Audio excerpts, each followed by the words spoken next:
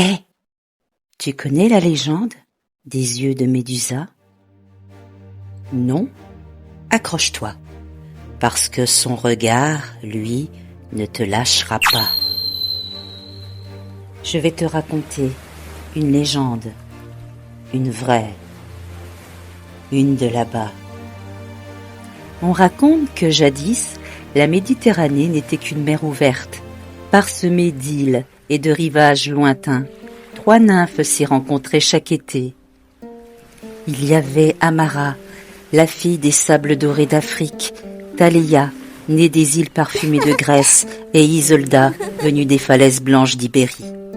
Un jour, elles décidèrent d'unir leur beauté pour créer un lieu parfait. Chacune jeta dans la mer une poignée de sable et de pierres précieuses. Les flots les brassèrent, les mêlèrent, et un triangle d'or surgit des eaux. Une île douce, fertile, entourée de lumière, les 3 nymphes dansèrent autour d'elle, leurs jambes laissant dans le ciel une marque éternelle. C'est ainsi que naquit la Trinacria, la Sicile aux 3 pointes. Mais la beauté attire les convoitises, les siècles passèrent, et des navires venus du monde entier approchaient pour la conquérir. Alors les anciens prièrent les dieux d'envoyer un gardien. Et c'est là qu'entre en scène Médusa.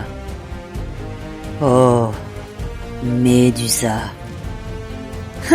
On croit toujours tout savoir sur elle, la méchante avec des serpents dans les cheveux et le regard qui pétrifie. Mais l'histoire, la vraie, est bien différente. Médusa était l'une des 3 gorgones. Sténo et Euryale, ses sœurs, étaient immortelles. Elle, Médusa, était mortelle. Au départ, Médusa n'avait rien d'un monstre. Elle était humaine, pas juste belle, ravageusement belle, prêtresse d'Athéna, avec de longs cheveux d'or et un regard qui faisait oublier où on avait posé sa coupe de vin. Elle avait fait vœu de chasteté, ce qui déjà attirait l'attention des dieux, qui détestent qu'on leur dise non.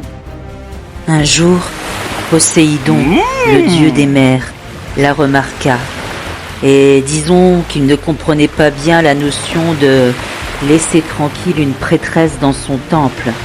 Il l'entraîna dans le sanctuaire d'Athéna. La déesse, furieuse de voir son temple profané, ne punit pas Poséidon, non, elle punit Médusa. En un instant, sa chevelure soyeuse se changea en un nid de serpents sifflants, et son regard en arme fatale. Croisez-le, et vous voilà statue. Mais dans l'ombre de sa grotte, une rage nouvelle naquit. La solitude était son fardeau, la vengeance son seul réconfort. Et la mer fut son premier terrain de chasse. Les marins, confiants sur leur navire, sentirent soudain l'air se glacer. Une silhouette apparut sur les rochers. Ces serpents sifflaient comme 1000 voix de l'enfer. Ah, et son regard! Un seul éclat et les corps se figèrent, leurs cris s'éteignirent, remplacés par le bruit sourd de la pierre.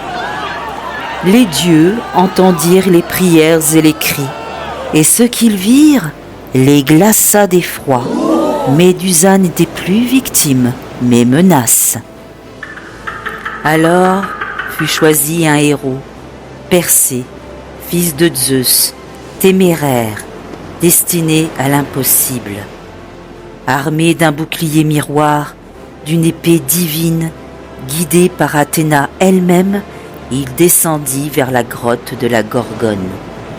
Il l'affronta, pas à pas, en prenant soin de ne pas la regarder.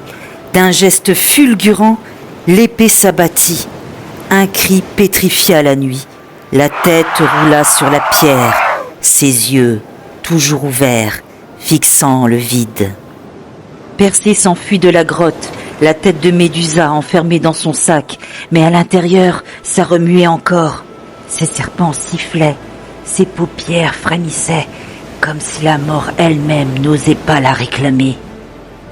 Et partout où il entr'ouvrit le voile, des armées entières devinrent statues, prisonnières d'un regard immortel. Car Médusa était tombée, mais son pouvoir, lui, ne mourut jamais.